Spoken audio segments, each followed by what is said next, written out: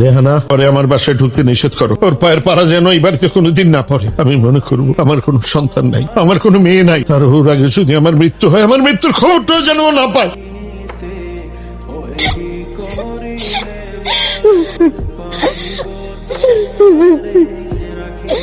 অন্তরা, হ্যাঁ মা। এই মেয়েকে তুই বাড়িতে নিয়ে আসছিস কেন?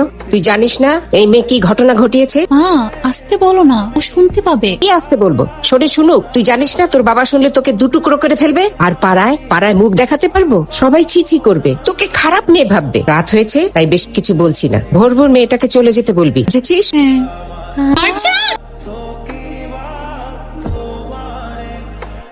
আঙ্কেল, মারজান ছাদ থেকে লাফ দিচ্ছে, খারাপ অবস্থা, এখন হসপিটালে আছে, আপনি একটু তাড়াতাড়ি আসেন। Wrong number.